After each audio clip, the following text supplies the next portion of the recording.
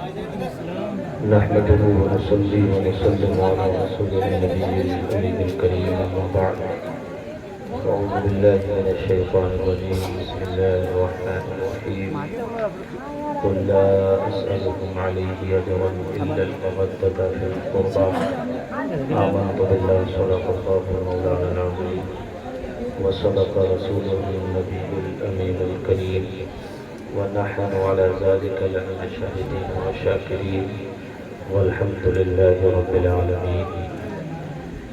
آئیے ہم سب مل کر آقا کریم صلی اللہ علیہ وسلم کی بارگاہ عالیہ میں درود شریف پڑھنے کی سعادت حاصل کریں۔ آواز بلند درود پاک پڑھیں۔ اللہم صلی علی سیدنا و مولانا محمد معدن الجود والکرم وآلہ الکرام وابنہ الکریم مبارک وسلم صلی اللہ علیہ وسلم۔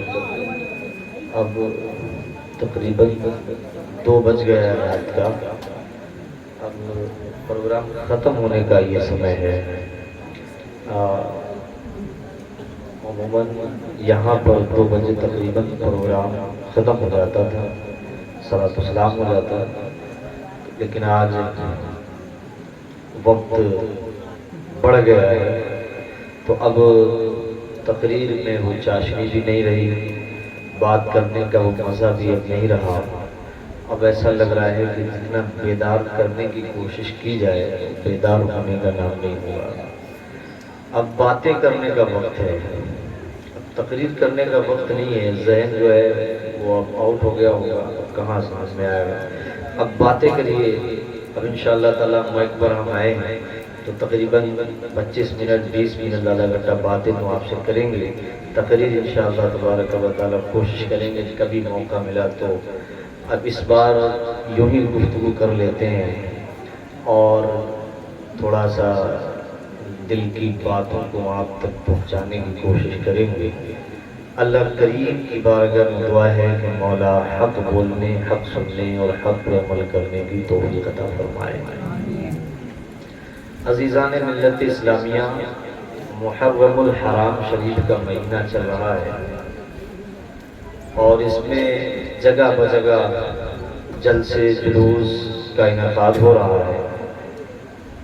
اللہ کا بڑا فضل ہے کہ ہماری جماعت کے ہر عالم، ہر مفتی اور ہر حافظ امام تقریباً ان 10 دنوں میں گرد و پیش کرتے ہی رہتے ہیں اور سننے سنانے کا ماحول بنتا ہی رہتا ہے، اور امید یہ ہے کہ انشاءاللہ تعالیٰ بہت کچھ سن بھی چکے ہوگے، اس رات سے پہلے بھی سنا ہوگا اور اس کے بعد بھی انشاءاللہ سنتے ہی رہو گے۔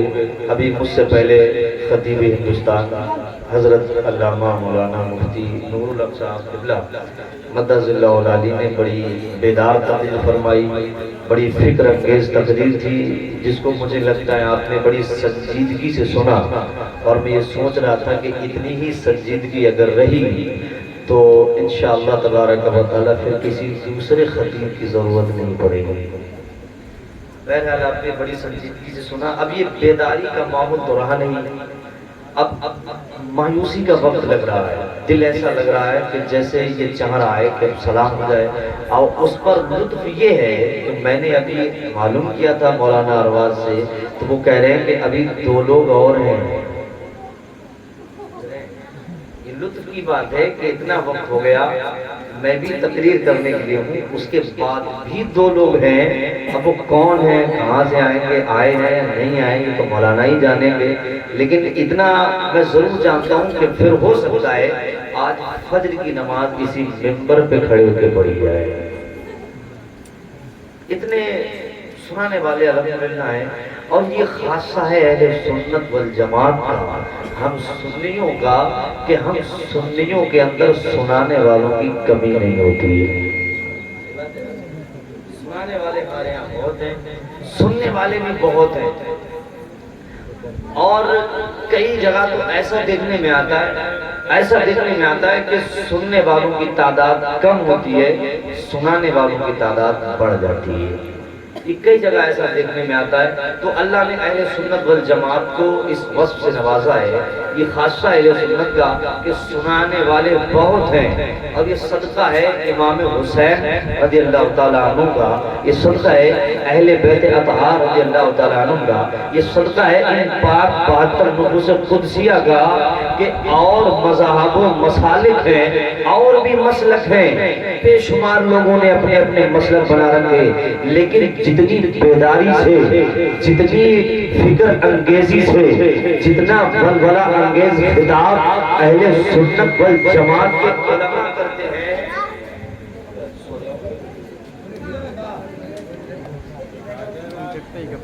اہل سنت والجماعت کے علماء کرتے ہیں، اتنا بیدار اور اتنا ولولہ انگیز خطاب کسی بھی مسلک کا کوئی مولوی نہیں کرتا ہے۔ اللہ نے یہ وصف خاص اہل سنت والجماعت سنی علماء کو عطا فرمایا ہے۔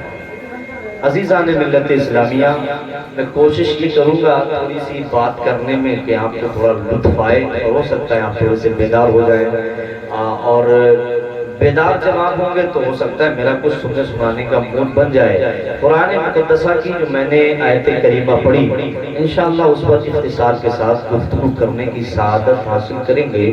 ایک بار ذرا بلند آواز سے درود شریف پڑھ لیجئے گا، اللہم صلی علی سیدنا و مولانا محمد وآلہ الکرام وابنہ الکریم وبارک وسلم صلی اللہ علیہ وسلم۔ اس سے پہلے حضرت نے خطاب فرمایا، اور ابھی سے یہ ہے کہ 1 تاریخ سے حضرت برابر خطاب فرما رہے ہوں گے، اور اس کے بعد بھی کل کی رات، 11ویں کی رات، 12ویں کی رات، پتہ نہیں کتنی راتوں میں ابھی اور پروگراموں میں جانا ہوتا ہوگا۔ یہی حال، یہی کیفیت کچھ ہماری بھی ہے، یہی کیفیت کچھ حضرت کی بھی رہی ہوگی، یہی کیفیت کچھ اور علماء کی رہی ہوگی، لیکن ایک بات ایمانداری سے میں اپنے دل سے بولتا ہوں، یہ کربلا کا ایسا واقعہ ہے، یہ ایسے ماحول میں، یہ کربلا کا ایسے واقعات ہیں، کربلا کا یہ ایسا انوکھا انداز ہے بیان کرنے کا، یہ ایسی فضیلت کے حامل ہیں لوگ، اللہ نے ایسی عظمتوں سے نوازا ہے کہ 10 دن ہو گئے، 10 راتیں ہو گئی بیان کرتے ہوئے، لیکن پھر بھی جب بولنے کا موقع ملتا ہے تو ایسا لگتا ہے کہ اور بیان کر دیا جائے، ابھی دل بھرا نہیں ہے، اور امام حسین کو یاد کیا جائے، اور امام حسن کو یاد کیا جائے، اور حضرت علی کے تذکرے کر لیے جائیں، اور حضرت فاطمہ کے تذکرے کر لیے جائیں، اور شہداء کربلا کی شہادت پر روشنی ڈال دی جائے، اور بڑھ چڑھ کے حصہ لیا جائے۔ یہ ایسے نفوس قدسیہ ہیں کہ اللہ نے ان کی محبت کو ہمارے دلوں میں ایسا جاگزی فرمایا ہے، ایسا جاگزی فرمایا ہے کہ کبھی کبھی تو ایسا لگتا ہے کہ ہر روز امام حسین کا ذکر کیا جائے، ہر دن امام حسین کا ذکر کیا جائے، اور عاشقوں کی تو یہ عادت ہے کہ ہر دن نہیں، ہر رات نہیں، ہر لمحہ امام حسین کو یاد فرماتے رہتے ہیں، آقا حسین کے تذکرے کرتے رہتے ہیں۔ لیکن عزیزان ملت اسلامیہ، میں آپ کے ذہنوں کو اور آپ کے دلوں کی زنبیل کو جھنجھوڑ کر کے یہ بتانا چاہتا ہوں کہ اپنے اوپر یہ کرنا مت کرنا کہ تم حسین کا نام لیتے ہو۔ غوث اعظم فرماتے ہیں کہ جو میرا نام نماز عشاء کے بعد لیتا ہے اسے خوشخبری سنا دو کہ عشاء کے بعد وہ مجھے یاد کرتا ہے، اس سے پہلے مغرب کے بعد اسے میں یاد کر لیتا ہوں، اسے میں پہلے یاد کرتا ہوں۔ جب غوث اعظم کے نام میں اللہ نے اتنی برکت کو رکھا ہے تو بتاؤ امام حسین کے نام میں اللہ نے کتنی برکت کو رکھا ہوگا۔ عزیزان ملت اسلامی، ایسے تذکرے ہیں، یہ ایسے بات نفوس قدسیہ ہیں کہ ان کے تذکرے جتنے کہ دل کو سکون ملتا ہے، راحت ملتی ہے، عشق بڑھتا ہے، محبت بڑھتی ہے، دین سے ہمدردی بڑھتی ہے، اسلام سے لگاؤ بڑھتا ہے۔ لیکن آج میں تھوڑی سی یہ بات ضرور عرض کروں گا کہ امام حسین کی سیرت سنا کرو، جتنا ہو سکے سنا کرو، لیکن ایک بات بتاؤ، آپ صاحب اولاد ہیں، اگر کوئی صاحب اولاد نہیں ہے تو وہ کسی کا بھائی ہوگا، کوئی چھوٹی بہن ہوگی، کوئی چھوٹا اس کا بھائی ہوگا۔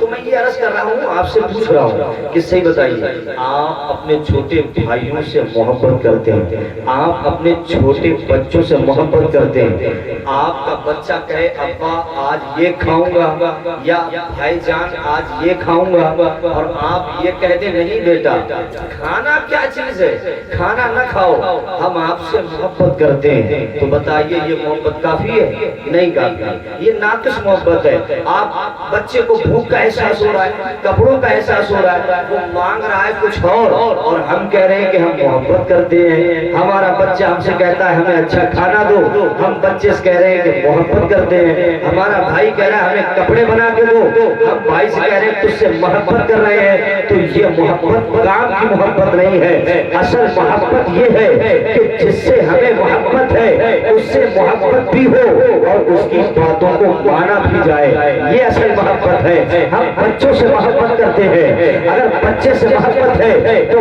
بچے سے محبت ہے یہ بھی ضروری ہے، اور اگر وہ کچھ ہم سے مانگے اس کا دینا بھی ضروری ہے۔ ایسے ہی یاد رکھو جیسے حسین سے محبت ہے یہ محبت بڑا ضروری ہے، لیکن جو حسین نے ارشاد فرمایا ہے اس پہ عمل کرنا بھی بڑا ضروری ہے۔ حسین نے نماز کبھی نہیں چھوڑی، اگر ہم حسین سے محبت کرتے ہیں تو ہمیں یہ ارادہ کر لینا چاہیے کہ نماز نہیں چھوڑیں۔ اصل محبت یہ ہے کہ جس سے محبت ہو اس کی بات کو مانا جائے، اس کی سیرت پہ عمل کیا جائے، یہ اصل محبت ہے۔ ابھی میں نے مثال دی آپ کو کہ اگر بچہ کھانا مانگ رہا ہے اور کھانے کے بدلے میں مجھ سے یہ کہنے کہ نہیں کہ محبت ہے، تو پھر یہ محبت تو حضرت جان لے گی ہے کہ نہیں ہے؟ پھر یہ محبت تو کچھ بھی کرا سکتی ہے صاحب۔ یہ محبت نہیں ہے، محبت یہ ہے کہ محبت بھی کی جائے اور ساتھ میں اس کا کہا بھی مانا جائے۔ امام حسین نے ایک مرتبہ یزید کو شراب پیتے دیکھا تھا، ایک مرتبہ شراب پیتے امام حسین نے یزید کو دیکھ لیا تھا۔ یہی وجہ تھی امام حسین جب چلے ہیں کوفہ کے لیے، راستے میں ایک صحابی سے ملاقات ہو گئی۔ صحابی نے پوچھا حسین کہاں جا رہے ہو؟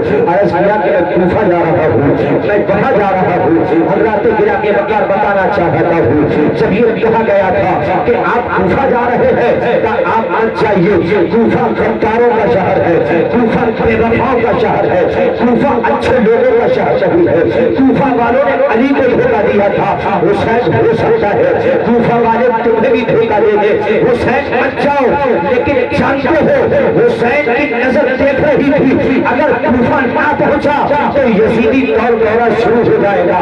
یزیدی چھوٹا ہے، جھوٹ کا دور دورہ ہوگا، یزید شرابی ہے، شراب کا دور دورہ ہوگا، یزید مکار ہے، مکاری کا دور دورہ ہوگا، یزید فریبی ہے، فریب کاریوں کا دور دورہ ہوگا، یزید کذاب ہے، کذابوں کا دور دورہ ہوگا۔ میرے آقا حسین نے کوفہ کا عزم سفر اور اس کا عزم سفر کیا، ارادہ مضبوط کر کے آپ کربلا پہنچ گئے، بیٹوں کو دے دیا، بیٹی کو دے دیا، جوانوں کو دے دیا، پھولوں کو دے دیا، لیکن چھوٹوں کے ہاتھ میں ہاتھ نہیں دیا، شرابیوں کے ہاتھوں میں ہاتھ نہیں دیا، مکاروں کے ہاتھ میں ہاتھ نہیں دیا، کذابوں کے ہاتھ میں ہاتھ نہیں دیا۔ حسینیوں وعدہ کر لو کہ ہم حسینی ہیں، محبت حسین سے کرتے ہیں، میرا حسین جھوٹ سے نفرت کرتا ہے، ہم بھی جھوٹ سے نفرت کریں۔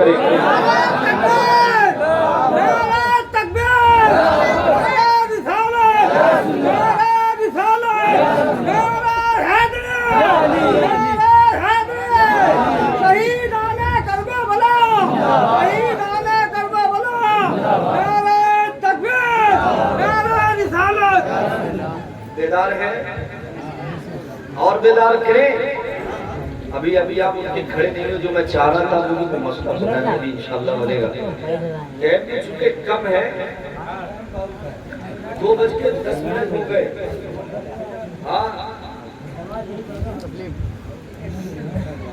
عزیزان ملت اسلامیہ میں عرض کر رہا تھا آپ سے کہ یہی تو وجہ تھی، ورنہ حضرت بیٹھے ہیں ماشاءاللہ باصلاحیت عالم ہے۔ کیا مسئلہ تھا؟ شریعت عذر معقول کی وجہ سے رخصت دیتی ہے، رخصت ہے، اگر انسان معذور ہو جائے رخصت ہے۔ امام حسین اس رخصت پر اس اجازت میں عمل کر سکتے تھے کہ عذر کی وجہ سے جان بچانا سن پہ فرض ہے، تو خالی ہاتھ میں کو ہاتھ دینا تھا۔ اس کے بعد یزید اپنی جگہ، حسین اپنی جگہ۔ توجہ کے ساتھ سنیے گا، یزید اپنی، اور یزید نے یہ قسم نہیں کھائی تھی کہ حسین پوری زندگی میرے ساتھ رہے، یا پوری زندگی مجھے خلیفہ مانتے رہے، امیر المومنین مانتے رہے، یا پوری زندگی میری ہاں میں ہاں ملاتے رہے؟ یزید کے من میں یہ چل رہا تھا کہ حسین صرف ایک بار مجھے اپنا خلیفہ ماننا ہے۔ کتنی بار؟ کتنی بار؟ ایک بار، صرف ایک بار اپنا خلیفہ مان لے، ایک بار امیر المومنین کہہ دے، ایک بار اپنا بادشاہ مان لے، اس کے بعد حسین چاہے جہاں چاہے امامت کرے، چاہے جہاں رہے، جیسا چاہے کرے، جو چاہے کھائے، اور جیسی مرضی ہو جہاں چاہے جائے، جیسا کر لے، یہ ان کی مرضی ہے۔ ایک بار میرے ہاتھ میں ہاتھ دے دے، لیکن ایک بار شراب پیتے دیکھا، جھوٹ بولتے دیکھا، نمازوں کو چھوڑتے دیکھا، ایک بار عیاشی کرتے دیکھا تھا، حسین کے دل نے گوارا نہیں کیا۔ دل کیسے گوارا کر لیتا حسین کا؟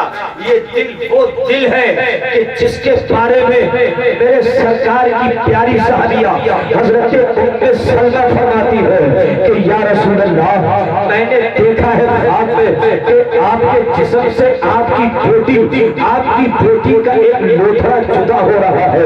یا رسول اللہ، میں بڑا پریشان ہوں، بڑی حیرت انگیز بات ہے، اس کا مسئلہ مجھے سمجھ نہیں آیا، یہ لوتھڑا کیوں جدا ہو رہا تھا؟ میرے حضور نے ارشاد فرمایا تھا ام سلمہ، اصل میں بات یہ ہے کہ فاطمہ کی گودی سے ایک لڑکا پیدا ہونے والا ہے، لڑکا پیدا ہونے والا ہے۔ تو امام حسین کا دل کیسے گوارا کر لیتا؟ وہ نبی کے نور کا حصہ، وہ نبی کے جسم کا ٹکڑا کیسے برداشت کر لیتا کہ شرابی کے ہاتھ میں ہاتھ دیا جائے، جھوٹوں کے ہاتھ میں ہاتھ دے دیا جائے، بے نمازیوں کے ہاتھ میں ہاتھ دے دیا جائے؟ کبھی گوارا نہیں کر سکتا۔ اور ایک نقطہ اور دینا چاہتا ہوں، اس پہ بھی ذرا توجہ رکھو۔ امام حسین جا رہے ہیں کوفہ کے لیے، عزم سفر تیار ہے، حضرت امام حسین چل دیے۔ آپ کو معلوم ہے 8 ذی الحجہ شریف کو امام حسین روانہ ہوئے، 8 ذی الحجہ کو۔ لیکن یہ 8 ذی الحجہ کو ہوتا کیا ہے؟ 8 ذی الحجہ کو حجاج اکرام کعبے کا طواف کرتے، حج کرتے، اس کے ارکان ادا کرتے ہیں، کعبے کو دیکھتے ہیں، کبھی منی میں جاتے ہیں، کبھی مزدلفہ جاتے ہیں، کبھی باب جبریل کو دیکھتے ہیں، کبھی مسجد جو ہے حرم کو دیکھتے ہیں، کبھی مسجد قباء شریف کو دیکھتے ہیں۔ حسین سے عالم تصور میں پوچھو، حسین آج ذی الحجہ کا مسئلہ، کیا آپ سفر کے لیے تیار ہو گئے؟ حج کو آپ نہیں جا سکتے، آپ منی میں آپ بھی تو جا سکتے تھے، حرم کعبہ میں آپ بھی تو جا سکتے تھے، کعبے کا طواف آپ بھی تو کر سکتے تھے، حج آپ بھی کر سکتے تھے، اس کے ارکان کو آپ بھی تو ادا کر سکتے تھے۔ آپ نے حج چھوڑ کر کے یہ کوفہ جانے کا فیصلہ کیوں کیا؟ تو آج بھی امام حسین اپنی مرکز سے جواب دیں گے، اپنی قبر انور سے جواب دیں گے کہ اے سنی مسلمانوں سن لو، اگر میں حج کو چلا جاتا، اگر میں طواف کعبہ کر لیتا، اگر میں منی میں چلا جاتا، اگر میں مزدلفہ میں چلا جاتا، تو یاد رکھو یہ حج کرنے والے تو بچہ تھے، لیکن حج نہیں بچ پاتا، منی نہیں بچ پاتا، مزدلفہ نہیں بچ پاتا، یہ مسجد حرم نہیں بچ پاتی، یہ مسجد قباء نہیں بچ پاتی، یہ باب جبریل نہیں بچتا، بلکہ یہاں جھوٹوں کا دور دورہ ہوتا، حج کو مذاق بنا لیا جاتا۔ یہ سجدہ کرنے والے سجدہ تو کر لیتے، لیکن پھر سجدہ بچتا نہیں، اس میں نقص پیدا ہو جاتا، اس میں لذت باقی نہیں رہتی، اس میں عیاشی آ جاتی، لوگ اپنی مرضی سے جیسے چاہتے پیسہ سجدہ کرتے۔ عالم تصور میں حسین جواب دیتے ہیں، اے میرے ماننے والوں، اے سنی مسلمانوں، لوگ حج کرنے جا رہے تھے، لیکن میں حج کو بچانے جا رہا تھا، لوگ سجدہ کرنے جا رہے تھے، لیکن میں سجدے کو بچانے جا رہا ہوں، لوگ رکوع کرنے جا رہے ہیں، میں رکوع کو بچانے جا رہا ہوں۔ ہر میں کعبہ میں قرآن پڑھا جائے گا، لیکن یہ پڑھنے والے قرآن کو بچوں کا کھیل بنا دیں گے، اس لیے میں میدان کربلا میں گردن کٹا کر کے نانا کا لایا ہوا قرآن بچانے رہے ہیں۔ اور میرے حسین کر کے دکھا دی عزیزان ملت اسلامیہ، میرے حسین نے کر کے دکھایا یہ. اب میں تھوڑا سا حساس ہو جاؤں، میری تقریرات بس یوں ہی باتوں باتوں میں سن لیجئے، کیونکہ میں بھی 10 دنوں کا بڑا ہارا تھکا ہوں، تو میں بھی اپنی کیپیسٹی کے حساب سے بولوں گا اور یہ دیکھوں گا کہ آپ کب تک برداشت کر رہے ہیں. جب تک انشاءاللہ مجھ سے ہو سکے گا آپ کی خدمت کروں گا اس حیثیت کے ساتھ کہ آپ میری خدمت کو قبول فرما لیں گے. قبول کریں گے؟ بولو انشاءاللہ. آگے بولو انشاءاللہ. میری خدمت کو آپ قبول کریں گے؟ میری خدمت کو آپ قبول کریں گے؟ عزیزان ملت اسلام، میرے حسین کربلا میں میں ماں بہنوں کو بھی تھوڑا سا بول دوں، کیونکہ انہیں بھی تعزیہ لاری کا بڑا شوق ہے. ارے نہیں ہے بڑی بچک کے ماشاءاللہ تعزیہ دیکھے جاتے ہیں، سب اگرم شگرم رسم رواج دیکھے کیے جاتے ہیں. سنو، میرے حسین میدان کربلا میں گئے.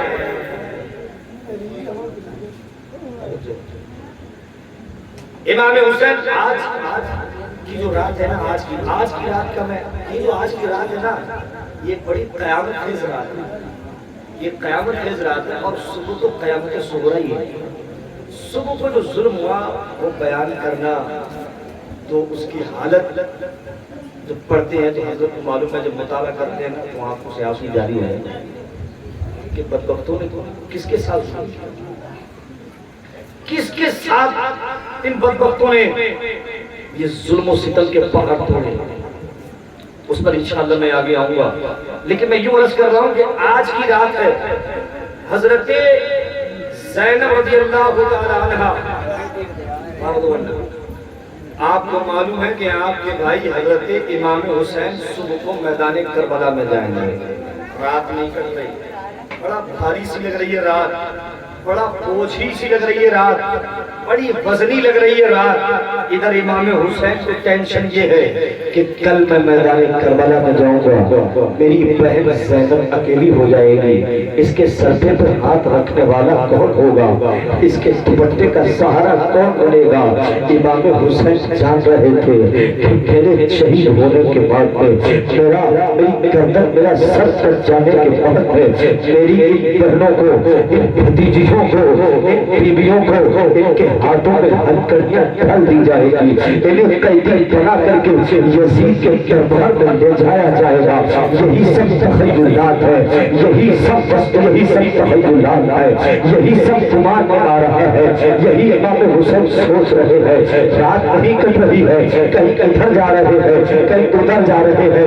ادھر سیدہ زینب رضی اللہ تعالی عنہا ہے، ان کی رات نہیں کٹ رہی ہے. ارے سوچو تو صحیح، جس کا جوان بھائی کل شہید ہونے کے لیے جائے، اس بہن کو کیسے قرار آتا ہوگا. ارے ہم نے تو یہ دیکھا ہے، جب ہم پروگرام میں نکلتے ہیں ہماری بہنیں 100 بار فون لگا کے پوچھتی ہے کہ حافظ جی، مولانا صاحب آپ پہنچے کہ نہیں پہنچے، رات بہت ہو گئی ہے، کھانا کھایا ہے کہ نہیں کھایا ہے، نیند کی ضرورت ہوگی، آپ سوئے ہیں کہ نہیں سوئے ہیں، بڑی تھکن محسوس ہو رہی ہوگی، تھوڑا آرام کیا ہے کہ نہیں کیا ہے. اللہ نے یہ بہن بھائی کا پیار بڑا عجیب بنایا ہے، بڑا عجیب پیار ہے. یار آپ بھی تو باہر جاتے ہو گے، آپ کو معلوم ہے جب آپ یہ فون کر کے خبر دیتے ہو گے کہ آج گھر پہ آؤں گا، کل گھر پہ آؤں گا، کوئی خوشی منائے یا نہ منائے، لیکن پورے آنگن میں آپ کی بہن ٹہل کر آپ کا راستہ دیکھتی ہے کہ بڑا بھائی آنے والا ہے، چھوٹا بھائی آنے والا ہے. پوچھو اس مظلومہ زینب سے جس کا بھائی ایسی جگہ جا رہا ہے جہاں سے پھر واپس نہیں آئے گا، گردن کٹ جائے گی، لاش پہ گھوڑا دوڑ جائے گا، لاش پر گھوڑا دوڑا دیا جائے گا، زلفیں عنبری خون میں سج جائے گی، زلفیں عنبری خون سے لذت ہو جائے گی. اس بہن کو کیسے قرار آیا ہوگا، کیسے اطمینان مل رہا ہوگا. لیکن یہ نفوس بھی نفوس قدسیہ ہے، انہیں قرار آنا ہے، انہیں قرار اس لیے آنا ہے کہ امت کو صبر کی تعلیم بھی تو انہیں کو دینا ہے، جینے کا طریقہ بھی تو انہیں سے سیکھنا ہے. حضرت حسین کا وقت نہیں کٹ رہا، زینب کا وقت نہیں کٹ کٹ رہا. حضرت زینب اپنے خیمے کے اندر چکر لگا رہی ہے, حضرت حسین باہر چکر لگا رہے ہیں. حضرت زینب نے آہٹ سنی, حضرت حسین نے آہٹ سنی, اپنی بہن زینب کو آواز دی, زینب کیا ہوا, نیند نہیں آ رہی ہے. پیاری بہن نے کہا تھا بھیا نیند کیسے آئے گی, بے قراری بڑھتی جا رہی ہے, بے چینی بڑھتی جا رہی ہے, بے اطمینانی بڑھتی جا رہی ہے. میرے حسین نے کہا بہن رات تو میری بھی نہیں کٹ رہی ہے, چین تو میرا بھی نہیں کٹ رہا ہے, غم تو میرا بھی نہیں کٹ رہا ہے. تو بہن اور بھائی نے مل کے یہ مشورہ کیا تھا کہ رات بڑی لگ رہی ہے, بتاؤ کیا کیا جائے, رات کیسے کاٹی جائے. تو حسین نے کہا میری بہن آجا تیمم کر لیتے ہیں, 2 رکعت نماز تو ادا کر لے, 2 رکعت نماز میں ادا کر لیتا ہوں. نماز پڑھنے کے بعد میں تو بھی قرآن پڑھنے بیٹھ جاؤ, میں بھی قرآن پڑھنے کی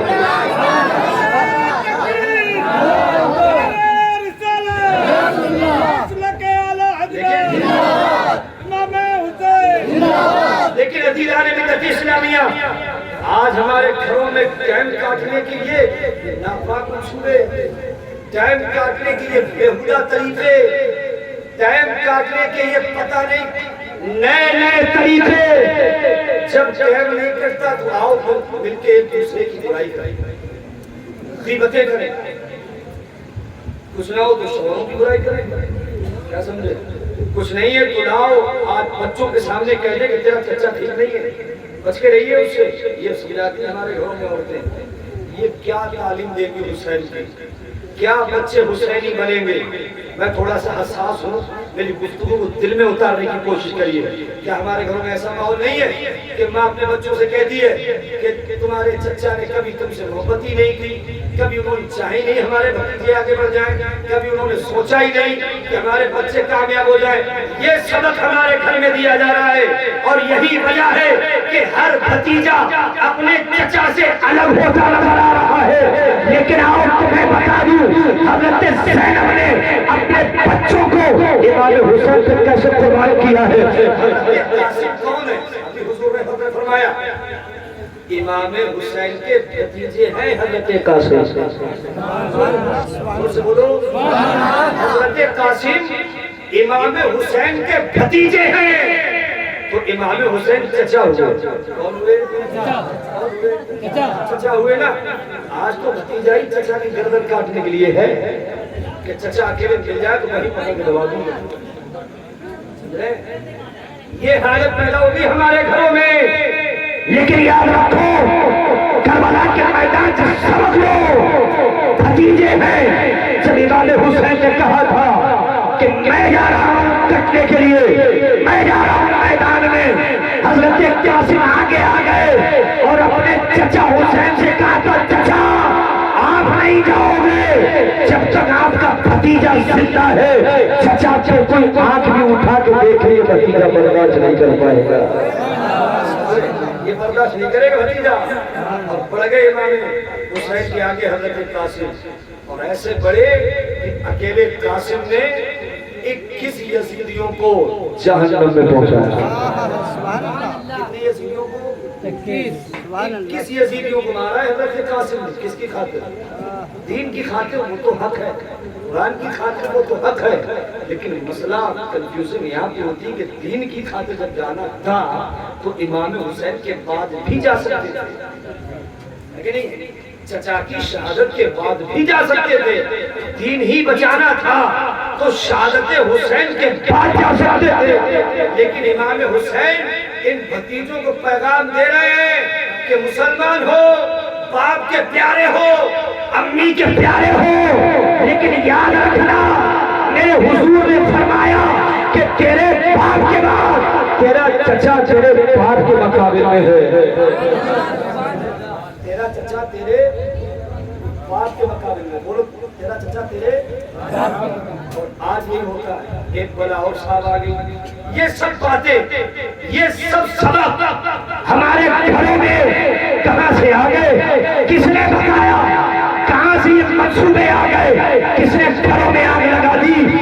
ہر گھر الگ ہے, چچا بھتیجے سے خفا ہے, سامنے تو بڑھا اچھا لگ رہا ہے لیکن اندر اندر خفا ہے، اندر اندر اچھا نہیں لگتا۔ یہ کس نے بتایا، یہ کس نے بہکایا؟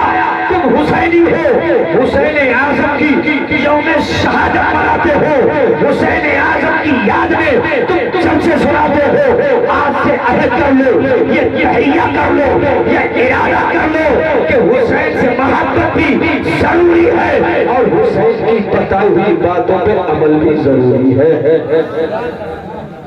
کہ نہیں؟ ان کی یہ سیرت ہے۔ اب میں ایک اور بات بتاؤں، ہمارے گھروں میں کیمپ کیسے کاٹا گیا؟ امام حسین نے اپنی، دیکھیے میں نے بھی عرض کیا نا آپ سے کہ کیسے کیمپ کاٹا، ایسے نازک ماحول میں۔ امام حسین کو بھی پتا ہے کہ میرا بیٹا علی اکبر شہید ہو گیا، میرا بھتیجا قاسم شہید ہو گیا، میرا چھوٹا بچہ علی اصغر شہید ہو گیا۔ ایسے ماحول میں کوئی قرآن پڑھے؟ کیا جواب ہے؟ ایک میت ہو جائے تو عورتیں پچھاڑ پچھاڑ کے روتی ہیں، صاحب ایسا لگتا ہے کہ یہ گر نہ جائے، ایسا نہیں، ایسا لگتا ہے کہ گر نہ جائے، ایسے روتی ہیں، ایسے غم کا اظہار۔ لیکن یہ تو ایک میت گھر سے نکلتی ہے جس کے غم کا اظہار ایسے کیا جاتا ہے، وہاں 72 لیتے ہوئے ہے کربلا کا۔ کتنے لیتے ہوئے؟ 72 لیتے ہوئے ہے کربلا میں، 72واں جا رہا ہے کربلا میں۔ لیکن سوچو تو پھر بھی اس حسین کے دل میں یہ نہیں ہے کہ ٹائم یوں ہی غم میں گزارا جائے، وقت یوں ہی برباد کیا جائے، یہ نہیں آیا، بلکہ خیال آیا تو یہ آیا کہ یار 2 رکعت نماز نفل ادا کریں۔ اور سے بولو محبت سے، 2 رکعت نماز پڑھ لی جائے، قرآن کی تعلیم پڑھ لی جائے۔ امام حسین نے اپنی بہن کو قرآن پڑھایا، خود قرآن پڑھنے کے لیے بیٹھ گئے، فجر کی اذان ہو گئی، بہن نے بھی نماز فرض ادا کی، بھائی نے بھی نماز فرض ادا کی۔ اب جب صبح ہوتی ہے اور ہونے کے بعد میں جب رخصتی امام حسین چاہتے ہیں، اپنی بہن سے کہتے ہیں میری پیاری بہن اب اجازت دے دے، اب بیٹھنے کربلا میں جانا ہے، اب اجازت دے دے، اب گھوڑے پہ بیٹھنے کی باری ہے، بس تھوڑی سی توجہ اور چاہتا ہوں، اس کے بعد انشاءاللہ تقریر ختم کرتا ہوں۔ سوچو اس بہن سے جس نے اپنے بھائی کی جوانی دیکھی ہو، پوچھو اس بہن سے جس بہن نے حسینی جنگ دیکھے ہو، آج حسین اس سے شہید ہونے کی اجازت مانگ رہے ہیں، آج جانے کی اجازت مانگ رہے ہیں، کیسے اجازت دے دے بہن؟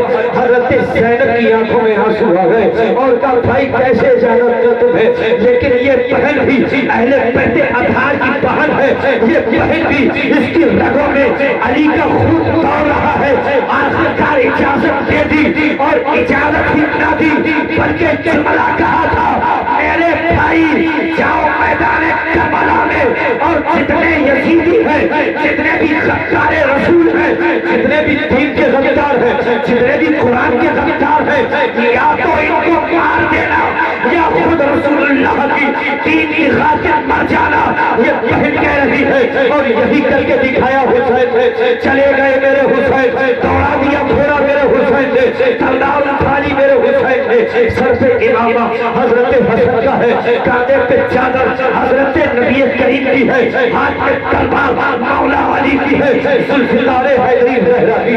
میرے حسین نے علی کی تلوار کو لہرا دیا، جب لہرایا تھا تو ایسا لگ رہا تھا جیسے سورج حضرت حسین کی تلوار میں گردش کر رہا ہو، ایسا لگنے لگا کہ جیسے یہ چاند کی چاندنی حسین کی تلوار میں سمٹ گئی ہے، ایسا لگتا تھا جیسے یہ سورج، یہ چاند، یہ ستاروں کی جھلملاہٹ یہ حسین کی تلوار میں پیوست ہو گئی ہے۔ جب چلایا ہے تو میمنہ صاف، جب چلایا ہے تو میمنہ صاف ہو رہا ہے، بس یوں سمجھ جاؤ جب تلوار کو اٹھا کر کے علی کے لال نے، جب شیر خدا کے لال نے جب تلوار کو چلایا ہے تو کبھی مشرق میں دکھ رہی ہے، کبھی مغرب میں دکھ رہی ہے، کبھی اتر و دکن میں نکل رہی ہے، ایسا ماحول ہے کہ ساری دنیا پکار کے کہتی ہے کہ شیر کی آمد ہے، کہ رنگ کانپ رہا ہے، کہ شیر کی آمد ہے، کہ رنگ کانپ رہا ہے، رنگ ایک طرف تو چرخے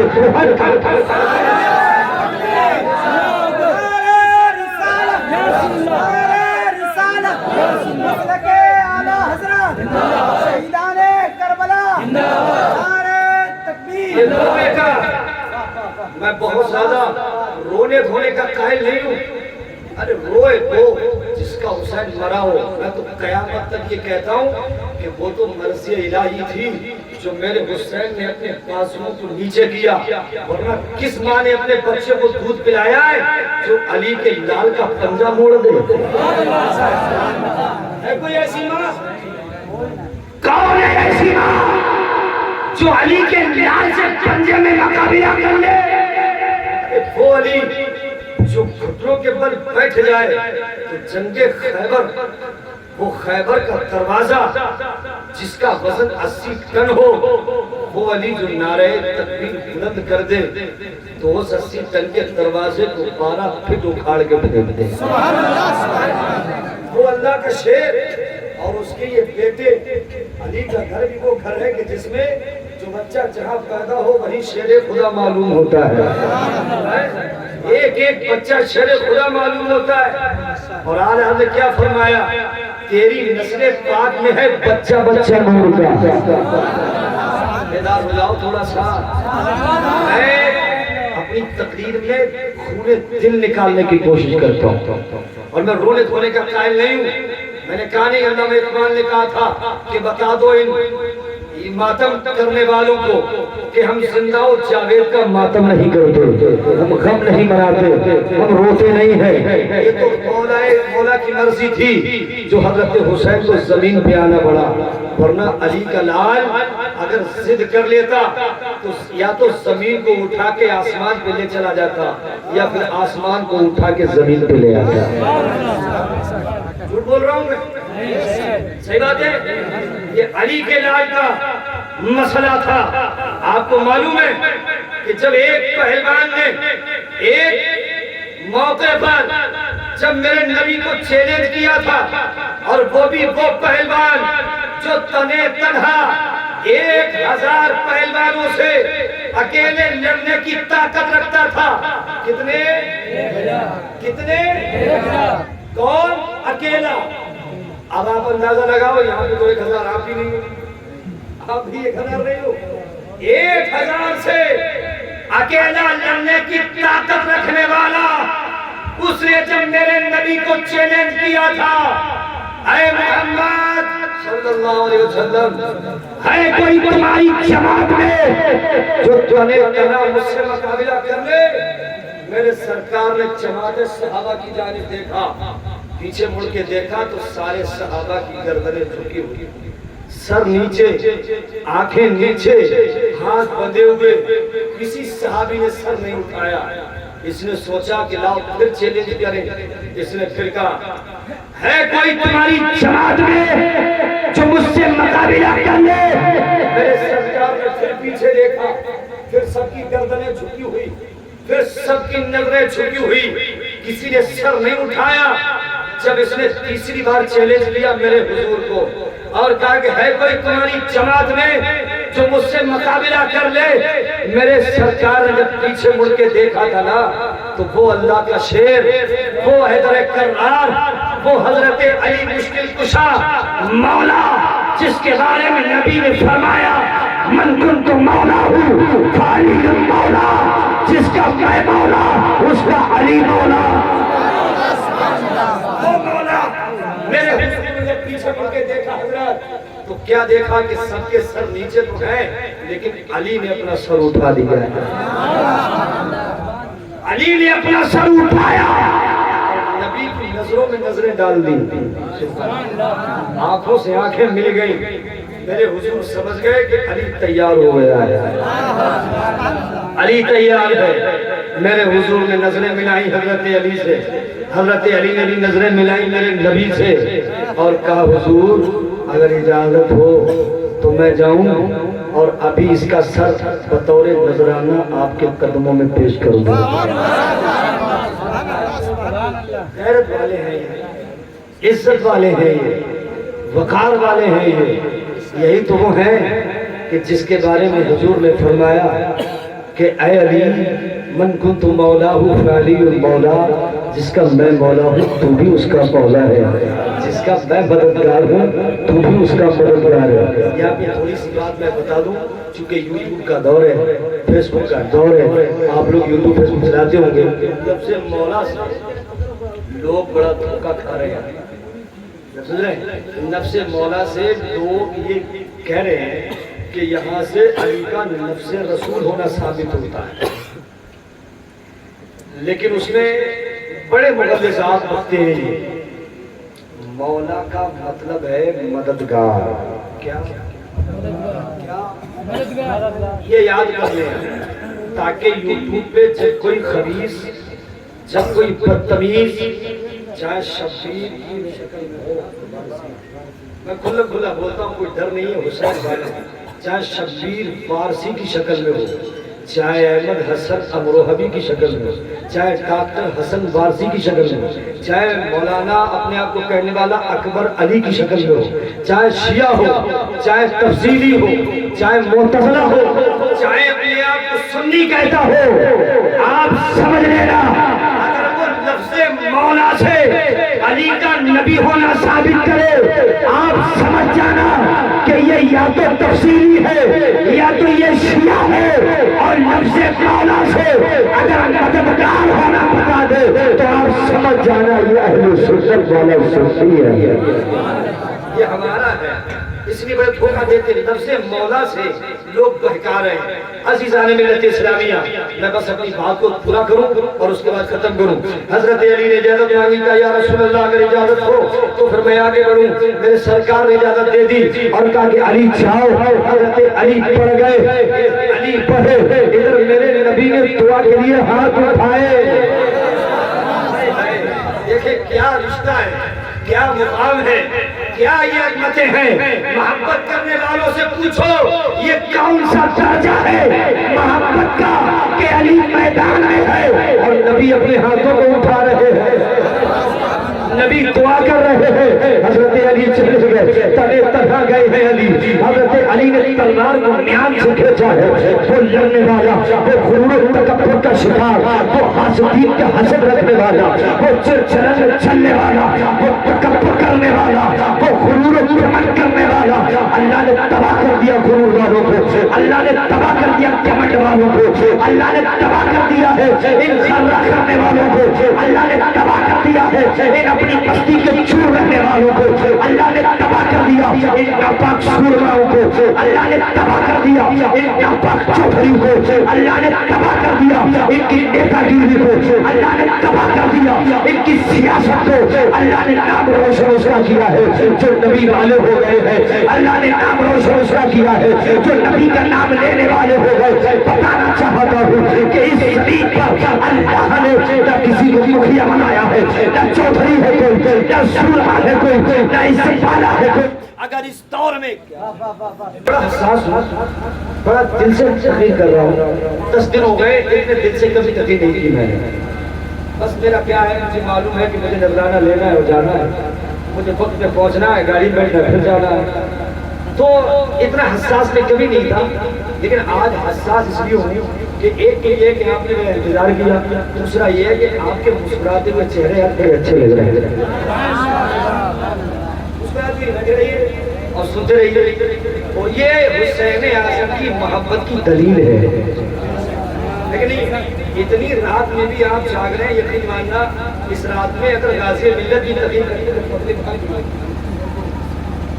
لیکن آپ سن رہے ہیں، یہ آپ کی محبت ہے۔ بس میں یوں عرض کر رہا تھا کہ حضرت علی آگے بڑھو، پڑھوں آگے بڑھو، ہاتھ اٹھا کے بولو یا رسول اللہ، بولو یا علی۔ نام سے لینے سے دل سے ڈر دور ہو جاتا ہے، سمجھ رہے؟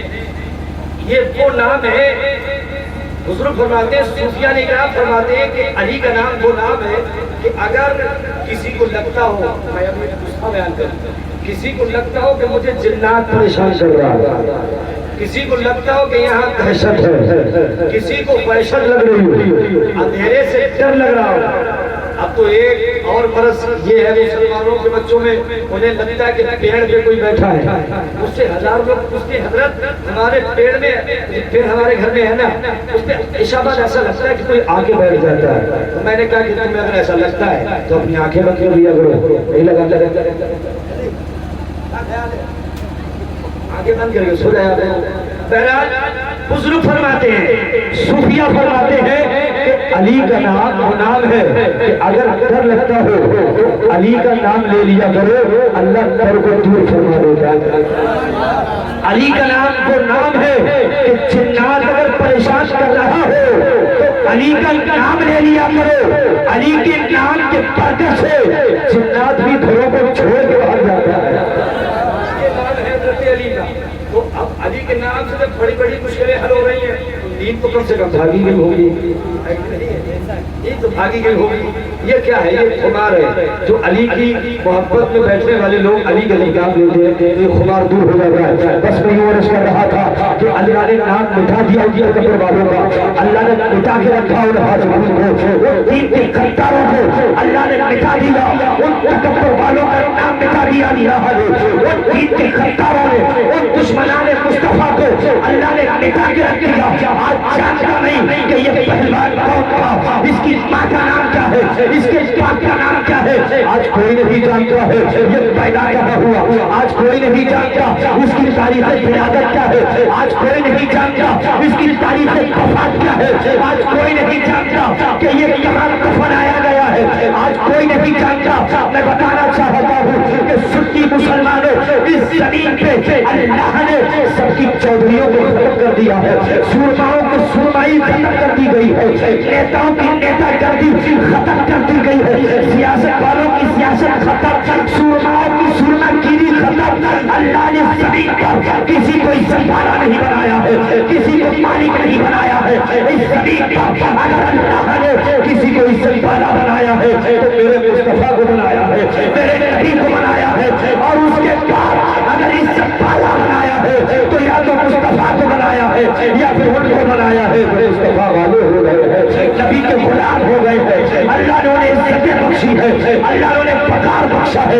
یہی وجہ ہے کہ لوگ آتے رہے مٹتے رہے، لوگ آتے رہے مٹتے رہے، آتے رہے مٹتے رہے. گرو لے کے آئے کفر ہو گئے، تکبر لے کے آئے کفر ہو گئے، حسد لے کے آئے کفر ہو گئے. ان کا نام زندہ رہی ہے، لیکن جو نبی والے ہو گئے، جو نبی کے عاشق ہو گئے، جو نبی کے غلام ہو گئے، جو نبی کی جان دینے لگے، جو نبی کا نام لینے لگے، اللہ نے کل بھی زندہ رکھا تھا اور آج بھی اللہ نے زندہ رکھا ہے. آج بھی زندہ ہے. حضرت علی کو کتنے سال ہو گئے لیکن آج بھی ان کے نام کی محفلیں، کہاں کربلا، کہاں نجف اشرف، کہاں عراق، کہاں ایران، کہاں مدینہ، کہاں مکہ، اور نام لیا جا رہا ہے اس بھوجپور میں، اس ڈھبل پور میں. اللہ نے ان کے ناموں کو زندہ کر دیا، اللہ نے ان کے ناموں کو عزت بخشی.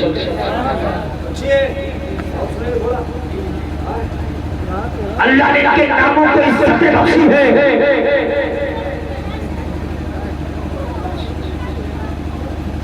اب میں دنیا والوں سے کہنا چاہتا ہوں کہ دیکھ لو کون کہاں پیدا ہوا، کیا کوئی نہیں جانتا. لیکن علی نے کلمہ پڑھ لیا تھا نبی کا، علی ہو گئے نبی والے.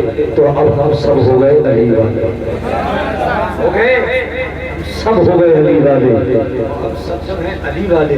تو ایک بات اور سمجھو، علی ہمیشہ تیار رہتے تھے دین کو بچانے کے لیے، لیکن ہم تیار نہیں رہتے.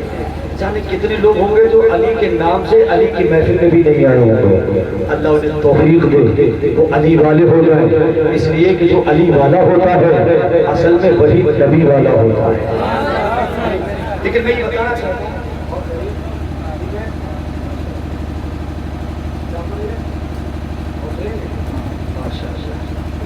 میں یہ عرض کر رہا تھا، لیکن میں یہ بتاؤں آپ کو کہ حضرت علی کرم اللہ وجہ الکریم اس مہینے میں صرف ان کا اگر نام لیا جائے تو مجھے لگتا ہے کہ کچھ شک پیدا ہو جاتا ہے. تو اس لیے ہم علی کا نام لیتے ہیں، ابو بکر صدیق کا بھی نام لیتے ہیں.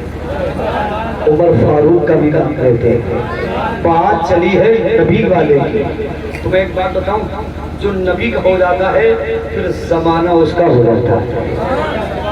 ہاتھ اٹھا کے بولو سبحان اللہ, اور محبت سے بولو سبحان اللہ. جو نبی کا ہو جاتا ہے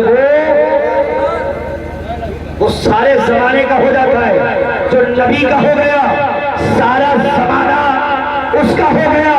اب دیکھو حضرت صدیق ہے نبی والے, زمانہ ان کا ہو گیا. حضرت عمر ہے نبی والے, زمانہ ان کا ہو گیا. حضرت عثمان ہے نبی والے, زمانہ ان کا ہو گیا. حضرت علی ہے نبی والے, زمانہ ان کا ہو گیا. حضرت حسن ہے علی نبی والے, زمانہ ان کا ہو گیا. حضرت حسین ہے نبی والے, زمانہ ان کا ہو گیا. حضرت امیر معاویہ رضی اللہ تعالیٰ عنہ ہے نبی والے, زمانہ ان کا ہو گیا. حضرت امیر معاویہ کے نام کا بھی نعرہ لگنا چاہیے تھا, کیونکہ ان کے نام سے لوگ بہت زیادہ غلط سبب بنتے ہیں. تو میں عرض کروں گا کہ ایک نعرہ لگا دیں حضرت امیر معاویہ کے نام کا. نعرے تکبیر, نعرے رسالت, مسلک اعلیٰ حضرت امام حسین, امام حسین. میں یوں عرض کر رہا تھا, حضرت امیر معاویہ ہو گئے نبی کے, زمانہ ان کا ہو گیا. حضرت امام اعظم ابو حنیفہ نبی والے ہو گئے, زمانہ ان کا ہو گیا. غوث اعظم نبی کے ہو گئے, زمانہ ان کا ہو گیا. حضرت خواجہ اجمیری نبی کے ہو گئے, زمانہ ان کا ہو گیا. حضرت شاہ برکت اللہ مارہلا شریف والے یہ نبی کے ہو گئے, زمانہ ان کا ہو گیا.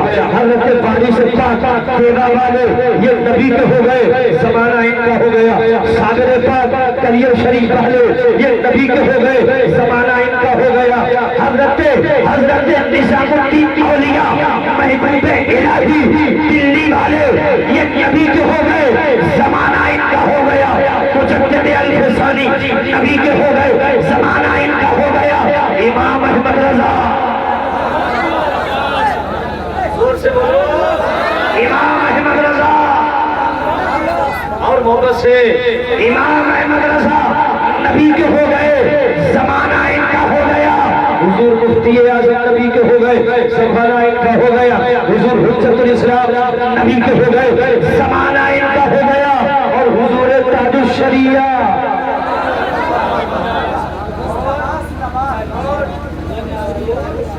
بولو زور سے, حضور تاج الشریعہ مفتی اختر رضا خان, جن کے نام سے اچھے اچھے کو پسینہ آ جاتا ہے, جن کے علم کو ناپے تو بڑے بڑے عالموں کی پگڑیاں ان کے امامِ سروں پہ آ جاتے ہیں, لیکن تاج الشریعہ کو ناپنے کی ہمت نہیں ہو سکتی ہے.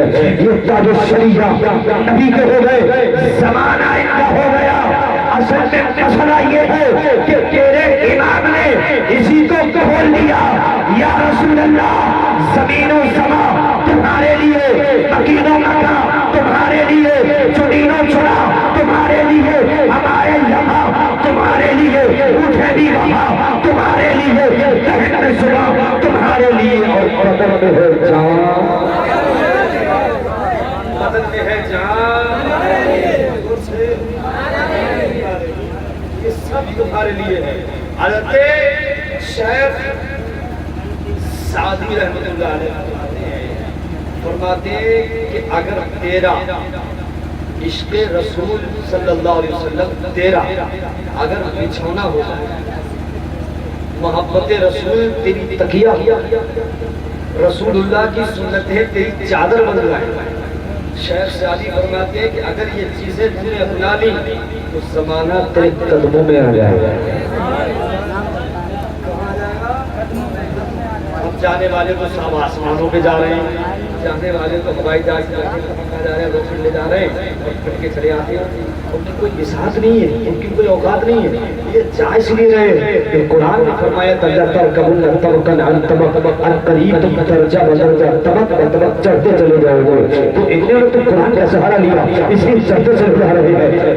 لیکن یہ تو جہاز سے راکٹ سے چل رہے ہیں, لیکن نبی سے پوچھو حضور آپ کیسے چڑھے، آپ کیسے گئے؟ اور ان کو تو 7 سال لگ جاتا ہے، 6 مہینہ لگ جاتا ہے، یہ آتے ہیں اور آنے میں بھی کچھ پتہ نہیں ہے آئیں گے یا نہیں آئیں گے، پتہ ہے ان کو کچھ پتہ نہیں ہے، خبر نہیں آتا کہ گئے بریارمان شاہ سے تھے، ان کا نام روشن کرنے گئے تھے، اپنے ملک کو اونچا کرنے گئے تھے، لیکن پھر اتنا اونچا کر دیا کہ اونچا کرنے گئے لیکن وہ اونچا پہ ہی رہ گئے، پھر بتانے آئے کہ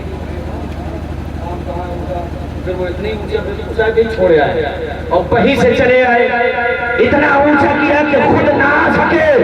میرے نبی سے پوچھو یا رسول اللہ، آپ نے اپنا مقام، اپنے دین کا مقام، اپنی امت کا مقام کتنا بلند فرمایا۔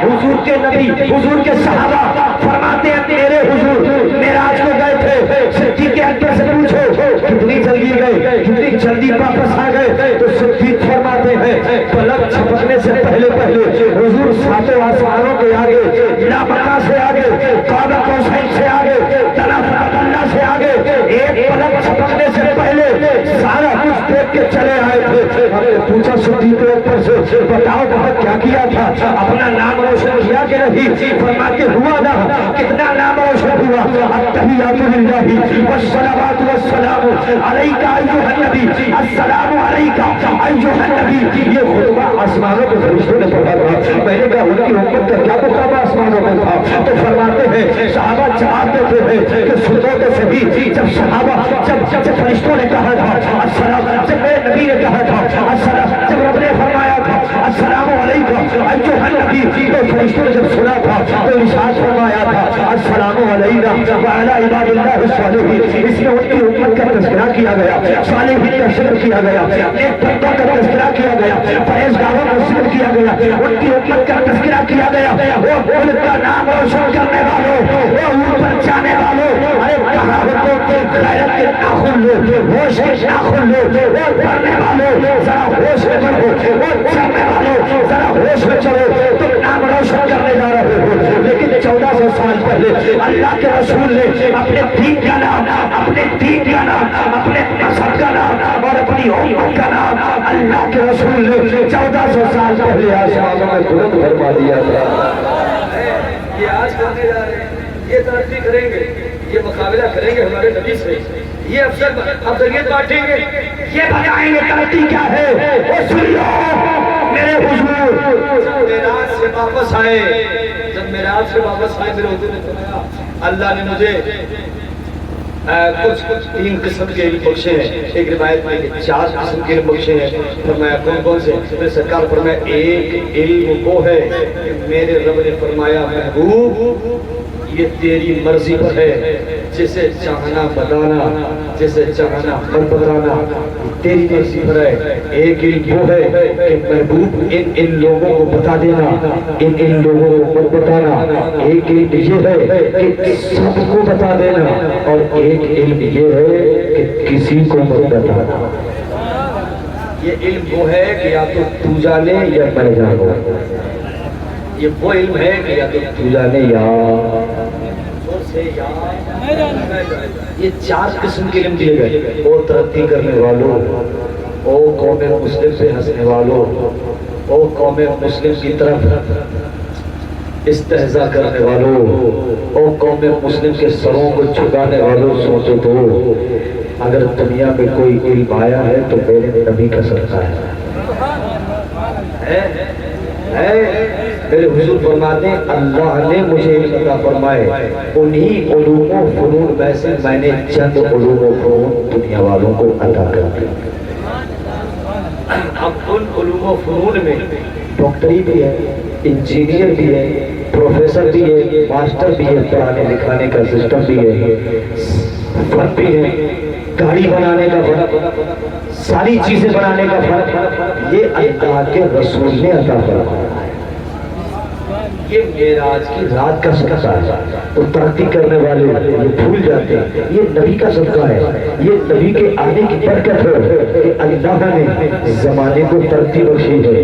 یہ نبی کے آنے کا صدقہ ہے کہ اللہ نے زمانے کو کامیابی بخشی ہے. یہ نبی کے آنے کا صدقہ ہے, یہ نبی کے وجود کا صدقہ ہے کہ اللہ نے زمانے کو علوم و فنون سے پہرا بر فرما دیا ہے, پہرا بر فرما دیا ہے. یہ اللہ نے اپنے محبوب کے وجود مسعود و برود کے ذریعے میں زمانے والوں کو سر بلندی عطا فرما دی ہے, انہیں عزتیں عطا فرما دی ہے, انہیں برکتیں عطا فرما دی ہے, انہیں شہرتیں عطا فرما دی ہے. یہی وجہ ہے کہ اڑیسہ کا ایک پنڈت جب نبی کی بارگاہ میں زبان کھولتا ہے تو بڑے پیارے انداز میں کہتا ہے, نبی کی بارگاہ میں جب زبان کھولتا ہے تو بڑے بڑا انگیز میں کہتا ہے کہ میں نے کتابوں میں اپنی زبانوں پر یہ جذبے دیکھے ہیں, میں نے اپنی آنکھوں سے اپنے زمانے میں کچھ منظر دیکھے ہیں. اور وہ منظر کیا ہے؟ کہتا ہے ہم نے کتابوں میں پڑھا ہے کہ فلانا بڑا سورما تھا, وہ بڑا راجا مہاراجا تھا, اس کی رعایت بڑی مضبوط تھی, اس کی رعایت بڑی مضبوط تھی, اس کا راج پاٹ بڑا مضبوط تھا, وہ بادشاہ بڑی عزت والا ہے, راجا بڑی عزت والا گزرا ہے. اڑیسہ کا پنڈت کہتا ہے کہ میں نے زمانے میں بڑے بڑے سورما دیکھے ہیں, میں نے کتابوں میں بڑے بڑے راجے مہاراجوں کو پڑھا ہے, میں نے بڑے بڑے لوگوں کی تاریخ کو پڑھا ہے. کہتا ہے میں نے آدم کو پڑھا ہے, میں نے عیسیٰ کو پڑھا ہے, میں نے موسیٰ کو پڑھا ہے, میں نے ابراہیم کو پڑھا ہے, میں نے رام کو پڑھا, لکشمن کو پڑھا ہے, میں نے جانے کتنے لوگوں کو پڑھا ہے, میں نے آئنسٹائن کو پڑھا ہے, میں نے برما کے لوگوں کو پڑھا ہے, میں نے امریکہ کو پڑھا ہے, میں نے برطانیہ کو پڑھا ہے. اڑیسہ کا پنڈت کہتا ہے بڑے بڑے لوگوں کی ہسٹری پڑھی ہے میں نے, بڑے بڑے لوگوں کا اتہاس پڑھا ہے میں نے, لیکن کہتا ہے زبان کھولتا ہے تو کتنا پیارا بولتا ہے کہ میں نے سب کی ہسٹری پڑھی ہے, سارا اتہاس دیکھا ہے, لیکن میں جہاں تک پہنچا ہوں تو اس کا مقصد یہ ہے, اس کا مقصد یہ ہے کہ میں نے کامیاب لوگوں کو دیکھا ہے, خود تو کامیاب رہے لیکن کائنات کو کامیاب نہ بنا سکے, خود تو کامیاب ہوئے لیکن سب کو کامیاب نہ بنا سکے. اگر کائنات کو کامیاب بنانے کی ذمہ داری بھی اگر کسی کے کاندھے پہ آئی ہے تو محمد رسول اللہ کے آئی ہے, حضور کے کاندھوں پہ آئی ہے. پنڈت کہتا ہے اگر کائنات کو کامیاب بنایا ہے تو جناب محمد رسول اللہ ایماندار ہوں گے کوئی جن کی آنکھوں میں ایمانداری کے کچھ تھوڑی بہت شرم و حیا کے اپنے دھرم کے معاملے میں سچائی کے آئینت لگی ہوگی تو اس نے یہ کہہ دیا. اور ہم تو ببانگے دہل اعلان کرتے ہیں, یہ کہتے ہیں کہ سچائی سے جس دن ہمارے نبی کو دیکھو گے نا, جس دن سچائی سے ہمارے نبی کو دیکھو گے نا, اس دن پوری کائنات میں پھر کوئی دکھے گا نہیں, صرف ہمارا نبی دکھے گا. کوئی جمے گا نہیں, صرف ہمارا نبی جمے گا, پھر بچے گا نہیں کوئی, صرف ہمارا نبی جمے گا. اور سن لو کیسے حاتم طائی کا نام سنا ہے, سنا ہوگا نہیں سنا تو کتاب پڑھا نہیں ہوگا, لیکن کہیں ناٹک پاٹک میں موبائل میں تو دیکھا ہی ہوگا, سنائے ہوگا.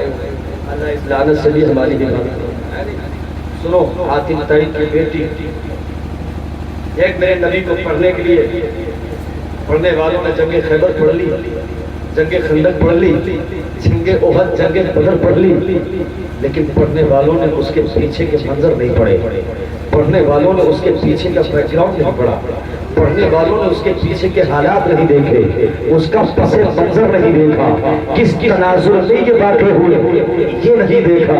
اگر میرے نبی لڑائی کو بڑھاوا دیتے, اگر میرے نبی جھگڑے کو بڑھاوا دیتے, اگر میرے نبی آتنکواد کی طرف سہارا بن جاتے, تو یاد رکھو پھر دنیا میں سلامتی نہیں ہوتی, دنیا میں سکون نہیں ہوتا, دنیا میں پھر قرار نہیں ملتا, دنیا میں اطمینان نہیں ملتا. ارے ہم تو کہتے ہیں وہ سکون کی بات کرنے والے, اطمینان کی بات کرنے والے, امن کا پیغام دینے والے, شانتی کا پیغام دینے والے, اگر شانتی چاہتے ہو نا, امن چاہتے ہو نا, तो नबी वाले होके देख लो, नबी का कलमा पढ़ के देख लो, सरकार के दीवाने बन के देख लो। मैं गारंटी देता हूँ जितना सुकून, जितना अमन सरकार की गुलामी में है, बड़े बड़े राजाओं के कदमों में सुकून नजर नहीं आता। मैं अर्ज कर रहा था, हातिम ताई की बेटी जब सरकार की बारगाह में आई और आने के बाद में शर्मिंदा होके सर झुका के बैठ गई, कुछ नहीं बोली, सर पे दुपट्टा नहीं था। हातिम ताई दुपट्टा नहीं, मेरे हुजूर ने अपनी निगाहें नीची और अपनी चादर शरीफ, वो चादर जिसका तज़किरा कुरान में है, मोहब्बत से रो, उदास मत हो भाइयों, अब खुशियां मनाओ, तकलीफ खत्म होने की बारी है। 3 बज गए, अब उदास मत हो, अब चेहरों पे फिर रंगती मत लाओ, जो रंग पहले था वो थोड़ा थोड़ा उतरा सा जा रहा है। जरा हाथ उठा के बोलो या रसूल अल्लाह, और मोहब्बत से बोलो या रसूल अल्लाह, और मोहब्बत से बोलो या रसूल अल्लाह। अज़ीज़ान मिल्लत इस्लामिया, मैं यूं अर्ज़ कर रहा था, जब बेटी नबी की बारगाह में आई ना, तो और कोई होता तो बदले की आग में घुल करके बेटी के जिस्म में आग लगवा देता। अगर कोई होता तो पूरे कबीले को चुन चुन के करवा देता। अगर कोई और होता तो आग लगवा देता, पूरे महल्ले को जलवा देता। लेकिन देख, रहमतुल लिल आलमीन की बारगाह में बेटी आ गया, रहमतुल लिल आलमीन की बारगाह में बेटी आ गई है, मेरे हुजूर के सामने बैठी है, चादर शरीफ मेरे हुजूर ने उतारी, बेटी के सर पर रख दी। एक तारीखी जुमला याद कर लो, हुजूर का रहमत वाला दिल देखो, और मेरे हुजूर ने क्या फरमाया है, बेटियों पे सरकार का करम देखो, और मेरे हुजूर ने कितना प्यार फरमाया है ये देखो। आज मैं ये भी पैगाम दूंगा कि बेटियों से ज्यादा मोहब्बत किया करो। आज तो साफ माहौल ये बन गया है, लड़का अगर पैदा हो गया तो साहिब औलाद हो गया, लड़का अगर पैदा हो गया तो साहिब औलाद हो गया, और लड़की पैदा हो गई तो कुछ कि कहीं को ये ना कह दे कि कौन आया है, तो शर्म के मारे बताना पड़ेगा कि बेटी आई है। तो लड्डू में खाता भी नहीं मिल पाता, इमाम साहब इंतजार करते रहते हैं कि कोई बुलाने आए, अजान पढ़ने जाए।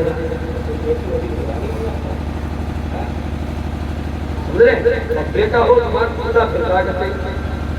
बगले बजाता रहता, जाने कहाँ कहाँ से पटाखे लट्टे करके लाएगा, बोलता रहेगा, ना नमाज पढ़ेगा ना पढ़ेगा। इमाम साहब से पूछना, जब तुम लोग ऐसा अगर हो तो पटाखे फोड़ तो कितनी तकलीफ होती है नमाज।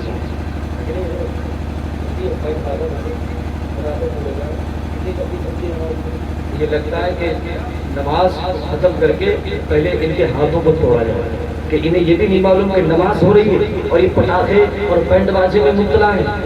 इनसे पूछो कितनी तकलीफ होती होगी। लेकिन मैं यूं अर्ज कर रहा हूँ कि बेटी की पैदाइश पर मायूस मत हुआ करो, उदास मत हुआ करो।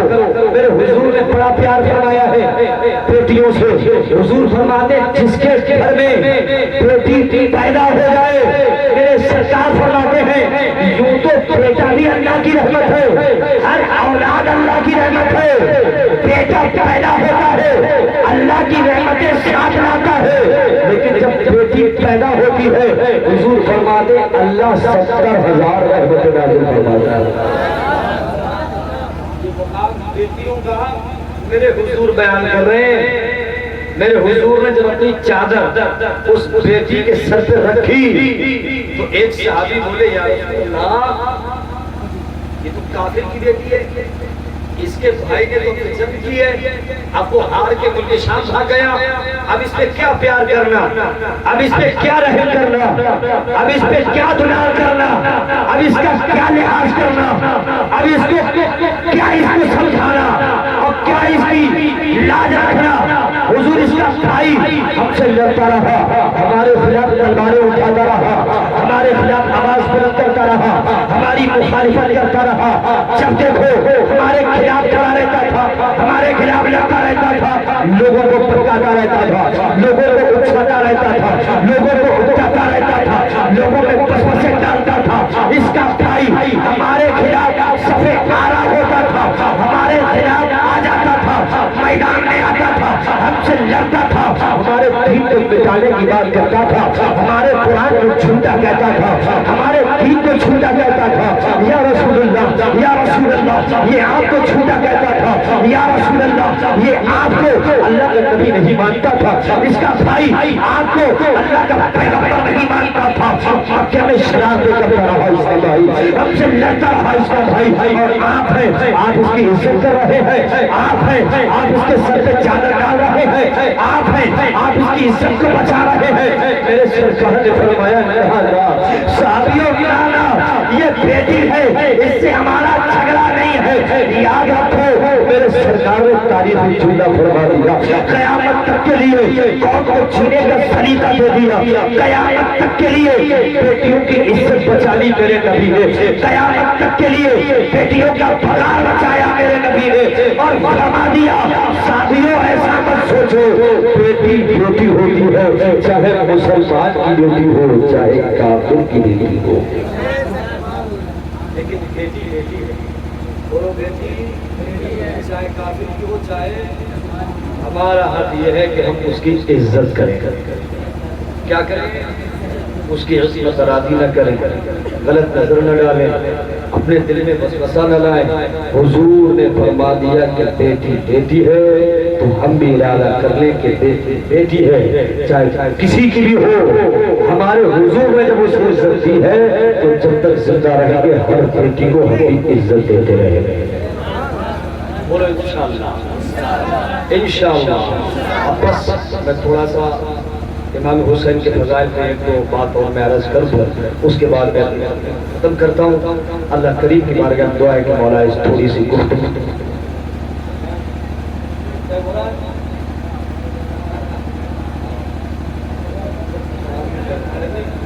بہت ہو گیا، 3 بج گئے، چہرے اتر گئے۔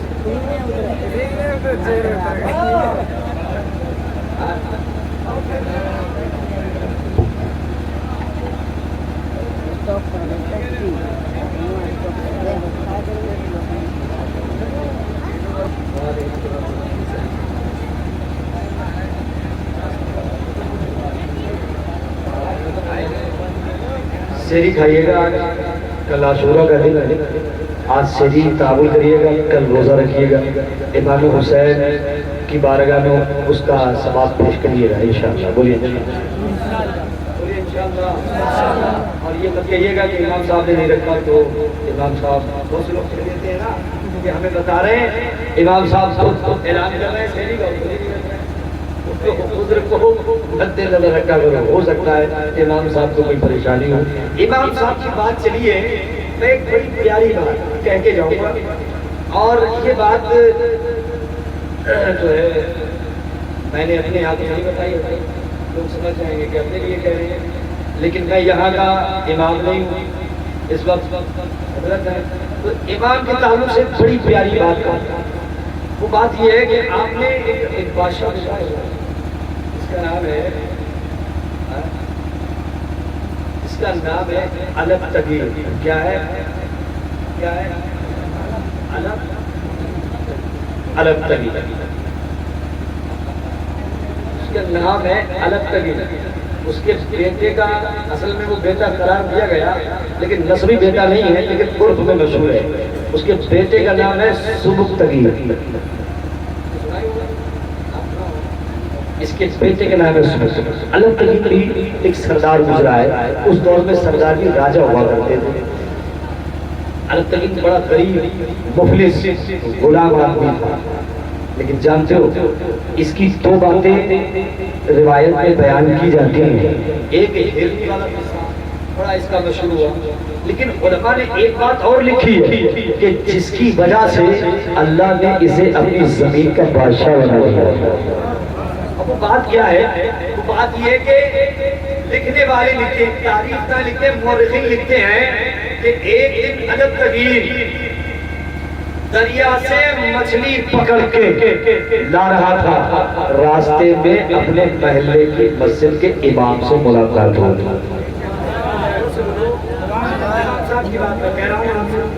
اماموں سے محبت کیا کرو، جتنا ہو سکے اتنا کرو یار، یہ مہمان ہیں تمہارے، یہ پیسے بھی علماء کو پرندہ کہا گیا ہے، علماء کو پرندہ کہا گیا ہے۔ پرندہ اس لیے کہ وہ آج یہاں گھر بساتے ہیں، پھر چند لوگ مل کے آج یہ گھر خراب کر دیتے ہیں، پھر وہ دوسری جگہ بیچارے پڑھانے کے لیے اپنا گھر بناتے ہیں، جب تک تھوڑا بہت جمتا ہے تو وہاں پر ان کا گھر خراب کر دیا جاتا ہے۔ حالانکہ مخالفین سانس لینے نہیں دیتے ہیں، وہ گھر بنتا رہتا ہے، بگڑتا رہتا ہے، بنتا رہتا ہے، بگڑتا رہتا ہے، زندگی بھر یہ چلتا رہتا ہے۔ علماء کا کوئی دل پہ نہ لے، ہمارے ساتھ بھی ایسا ہوتا ہے، حضرت بیٹھے یہ پڑھا رہے ہیں، ان کے ساتھ بھی ایسا ہوا ہوگا، حضرت ان کے ساتھ بھی اس سے پہلے ہوا ہوگا، سب کے ساتھ ایسا ہوتا ہے۔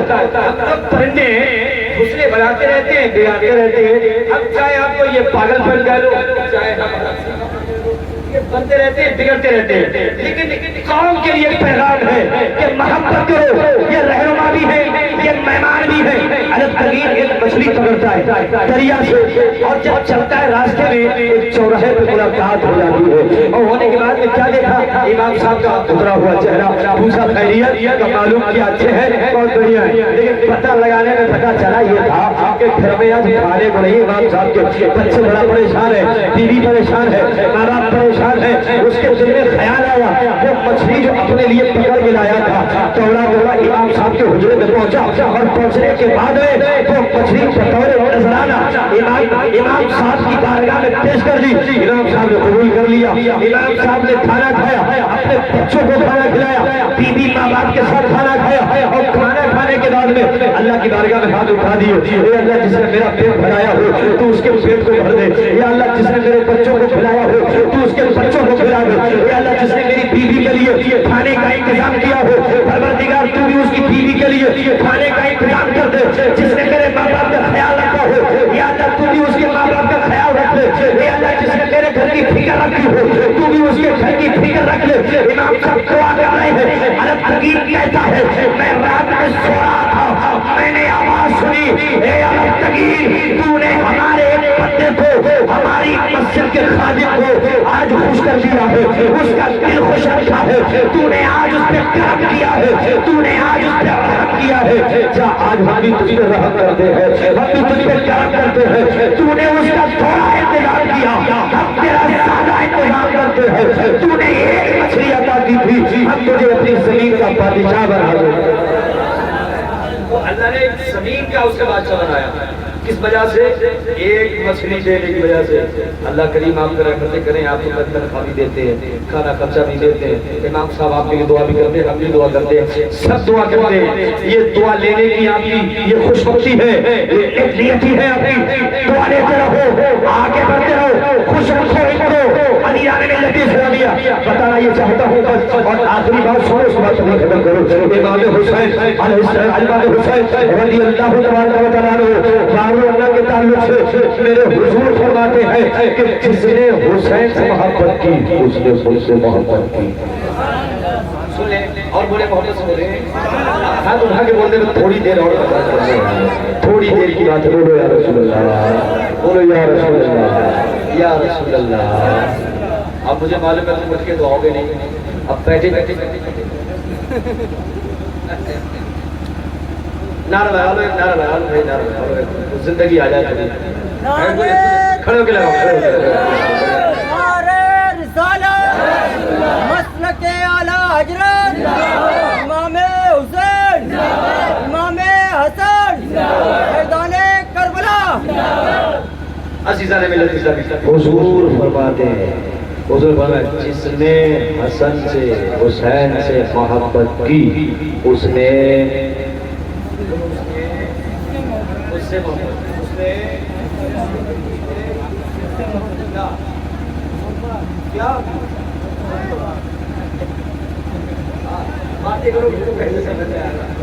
حضور فرماتے ہیں جس نے حسن سے حسین سے محبت کی اس نے،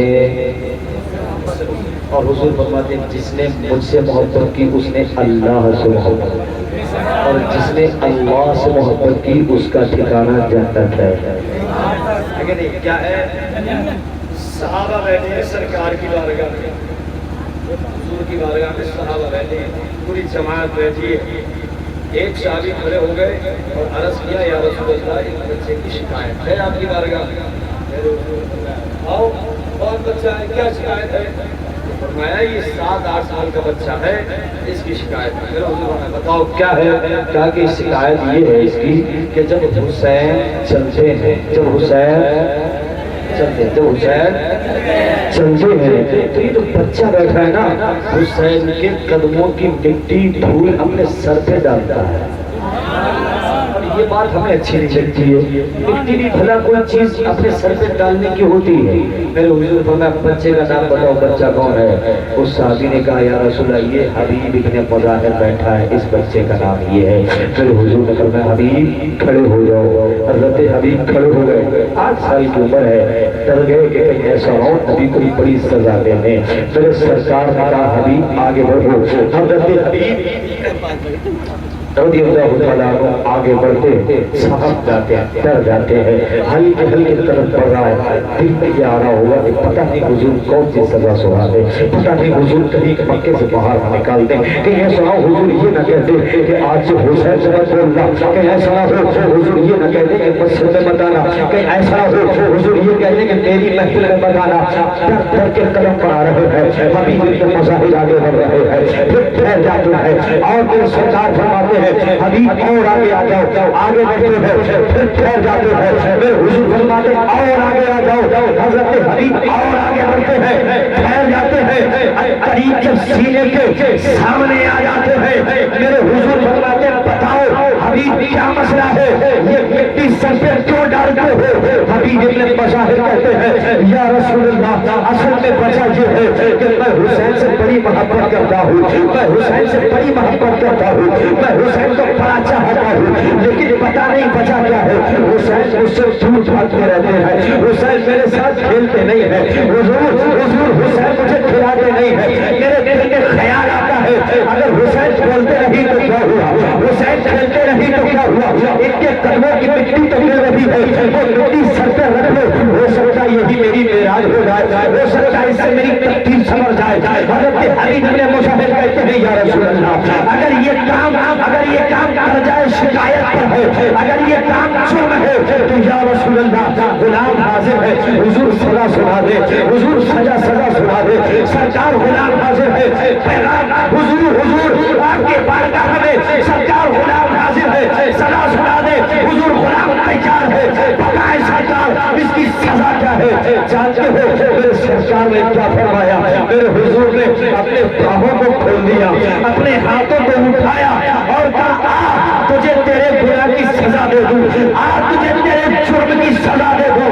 حضرت حبیب ابن مظاہر آگے بڑھتے ہیں، حضور نے فرمایا حبیب تیرے گناہ کی سزا یہ ہے، تیرے جرم کی سزا یہ ہے کہ تو آ جا اور میرے سینے سے لگ جا، تو آ جا میرے سینے سے لگ جا، اور فرماتے حبیب تو نے وہ کام کیا ہے جس سے آج حسین بھی خوش ہو گئے، حسین کا نانا بھی خوش ہو گیا اور حسین کے نانا کا پروردگار بھی خوش ہو گیا ہے، اور فرمایا قیامت تک کے لیے جو حسین سے محبت کرے گا، جس نے حسین کو راضی رکھا، جس نے حسین کو خوش رکھا، میرے سرکار نے فرمایا جس نے حسین کو خوش رکھا اس نے مجھے خوش رکھا، اور جس نے مجھے خوش رکھا اس نے اللہ کو خوش رکھا۔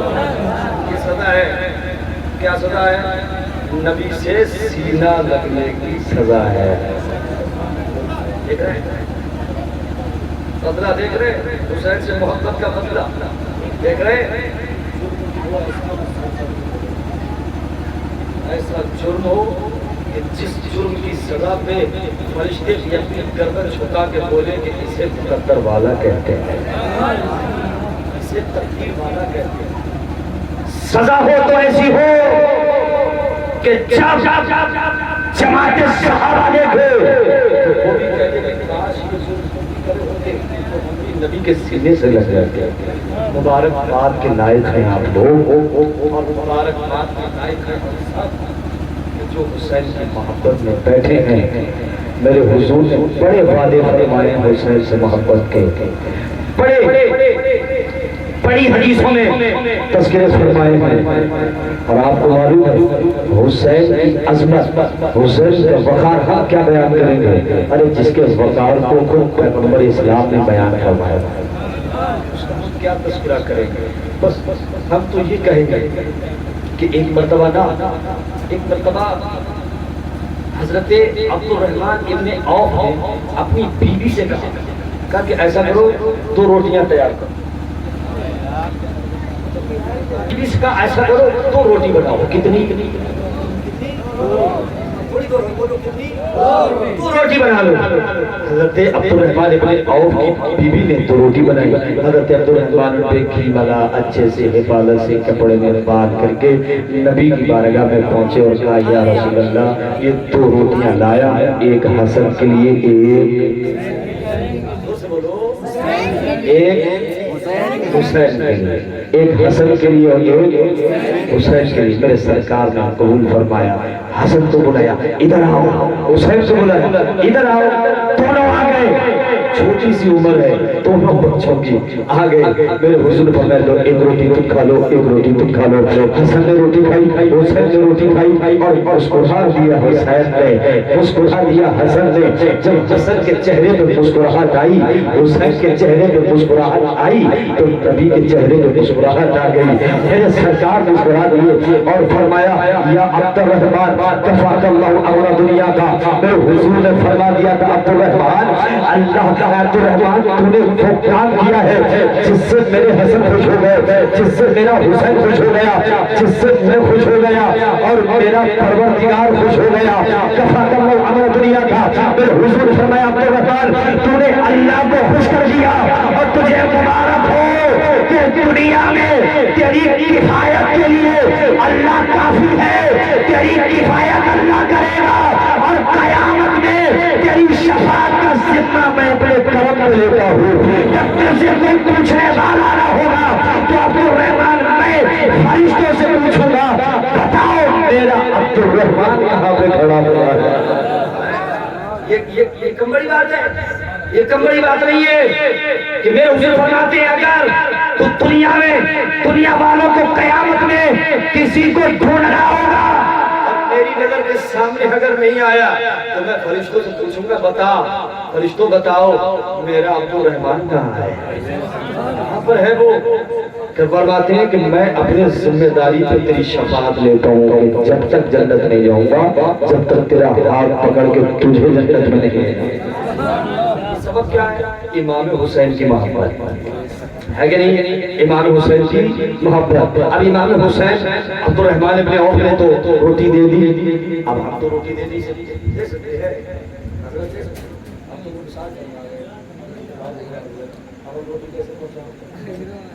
لیکن حسین نے تنہا نہیں چھوڑا. اب روٹی نہیں دے سکتے انہیں, کپڑا نہیں دے سکتے, اس لیے اپنی زمین کے اندر چلے گئے, پردہ فرما گئے, ہماری آنکھوں سے روپوش ہو گئے. لیکن حسین نے دروازہ بند نہیں کیا. روٹی نہیں دے سکتے ہیں ان کے لیے تو کیا ہوا, ان کے نام پر غریبوں کو تو دے سکتے ہیں, ہے کہ نہیں. انہیں کپڑا نہیں دے سکتے تو کیا ہوا, ان کے نام پر غریبوں کو تو دے سکتے ہیں. انہیں پانی نہیں پلا سکتے تو کیا ہوا, ان کے نام کا شربت تو پلا سکتے ہیں, ہے کہ نہیں. شربت پلاؤ, اور آخری بات سن لو, شربت پلاؤ سچے دل سے, اچھے دل سے پلاؤ, خوب پلاؤ, عقیدت رکھو, محبت سے پلاؤ, سبیل لگاؤ, خوب پلاؤ, 1 2 4 10 دن تک پلاؤ. جانتے ہو کیوں؟ ماں بہنیں سن رہی ہیں, ان سے بھی گزارش ہے صدق دل سے شربت بنا کے اپنے شوہروں سے کہا کرو لو شربت امام حسین کا ہے باہر پلایا ہو, تم باہر مت آیا کرو, شوہروں کو بھیجو تو پیا کے آئے گی. سنو شربت پلاؤ. یہ پاکستان میں سیال کوٹ ہے, یہاں میں ایک محدث گزرے ہیں حضرت علامہ قمر الدین سیالوی.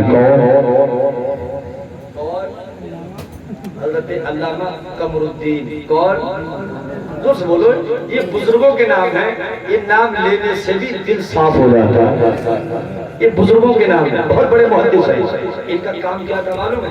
بس آخری بات ہے, ان کا کام یہ تھا کہ یہ بہت بڑے محدث ہیں. آج تو شربت کو بانٹ رہا ہے جو سب سے بڑا جواری ہے.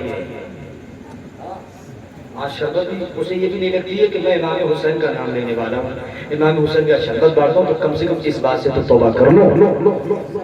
غلط کہہ رہا ہوں میں؟ آج تو امام حسین کا شربت وہ پلا رہا ہے. ہر جگہ میں نے دیکھا ہے وہ سب سے بڑا فسادی ہے, وہ آ کر کے امام حسین کا شربت لا رہا ہے. کم سے کم یہ تو سوچ لے کہ یہ کتنی بڑی ذات ہے. دین کا دار و مدار ہے. حضرت خواجہ معین الدین اجمیری جن کا مزار اجمیر شریف میں ہے، انہوں نے پتہ کیا کہا تھا؟ فرمایا تھا بادشاہ ہست حسین، شہنشاہ ہست حسین، دی ہست حسین، دی پناہ ہست حسین. فرمایا بادشاہ ہے حسین، شہنشاہ ہے حسین، دین ہے حسین، یہی نہیں دین کی پناہ ہے حسین. یہ چھوٹے نام نہیں ہیں، یہ بڑے نام ہیں. یہ دین کا دار و مدار ہے. یہ نماز کو بچانے والے ہیں، یہ زکوٰۃ روزہ حج کو بچانے والے ہیں، یہ رکوع اور سجدہ کو بچانے والے ہیں. یہ چھوٹے موٹے نام نہیں ہیں، دنیا داروں کے نام نہیں ہیں. یہ تو وہ ہیں جن کا نام لینے سے لوگ دیندار بن جاتے ہیں. وہ نام ہے تو کم سے کم یہ توفیق ہو جاتی ہے. توبہ بھی نہیں کرتی. اب سنو، بہت بڑے محدث ہیں، بہت بڑے قرآن شریف کی تفسیر بھی انہوں نے لکھی، اور عالم فاضل بہت بڑے مفتی ہیں، فقیہ ملت بھی ہیں، اور بہت بڑی فقہات کے مالک بھی گزرے ہیں اپنے دور میں. فقہات میں لاجواب گزرے ہیں، حدیث دانی میں کوئی جواب نہیں رکھتے تھے، بہت بڑے محدث تھے. لیکن کام کیا تھا کہ جب محرم کی ایک تاریخ آتی تھی تو ایک تاریخ سے 10 تاریخ تک امام حسین کا شربت بانٹا کرتے تھے. کیا بانٹتے تھے؟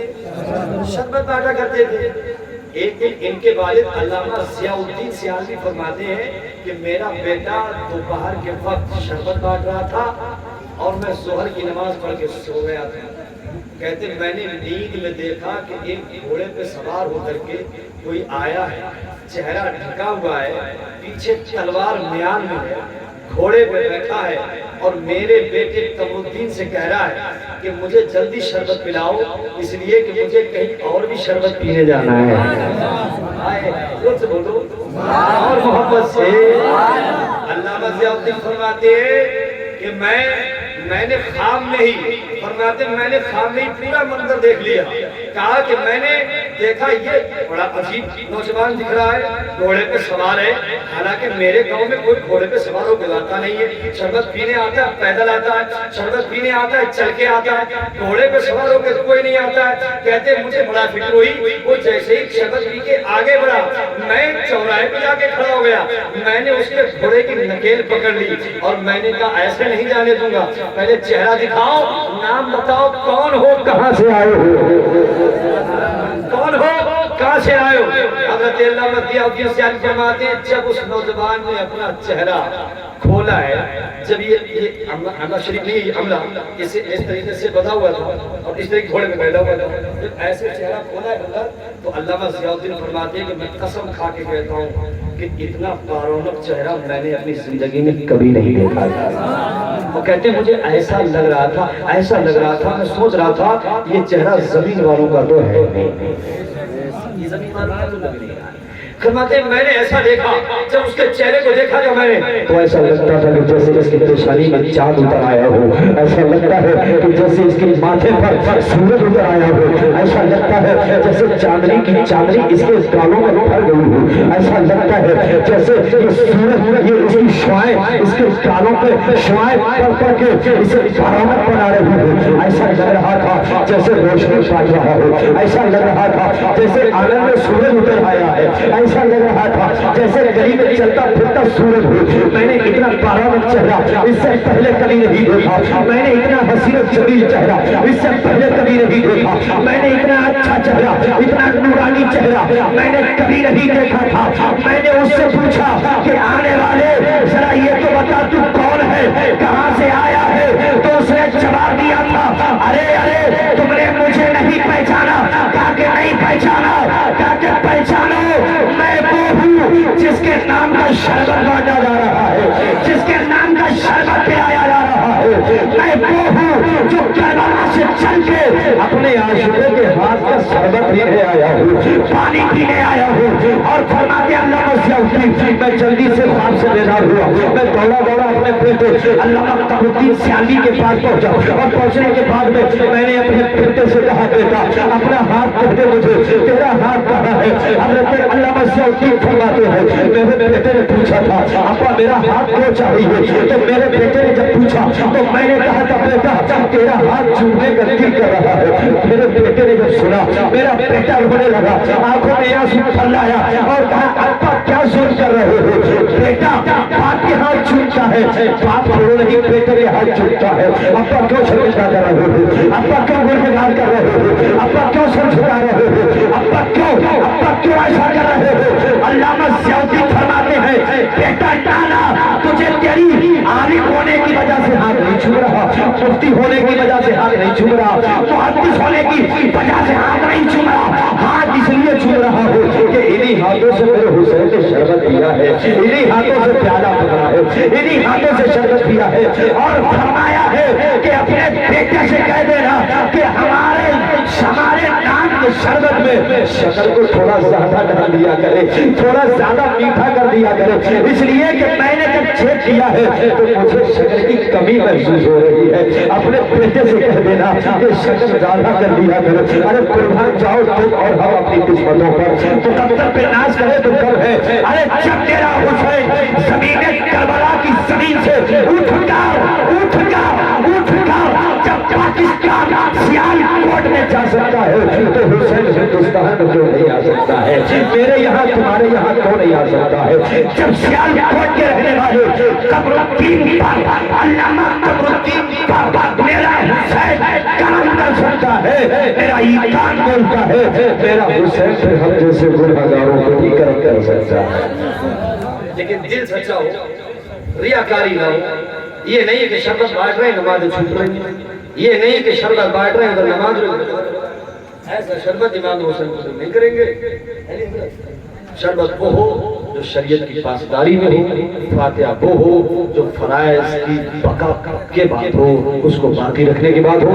बड़ी लंबी हमने गुफ्तगू कर ली, अल्लाह करीम अपनी बारगाह में कबूल फरमाए। इंशाअल्लाह ताला कभी आए तो फिर इससे लंबी गुफ्तगू करेंगे। अल्लाह करीम की बारगाह में दुआ है कि मौला जो कुछ कहा उसे अपनी बारगाह में कबूल फरमाए। कोई भी कभी पेशी अल्फाजों में जुमलों में तेज तरारी में अगर हुई हो अल्लाह माफ फरमाए। अस्तगफिरुल्लाह रब्बी मिन कुल्लि ज़ंबिन व अतूबु इलैहि इन्ना रब्बी लगफूरुर रहीम। कलमा शरीफ पढ़ने ला इलाहा इल्लल्लाह मुहम्मदुर रसूलुल्लाह सल्लल्लाहु अलैहि वसल्लम।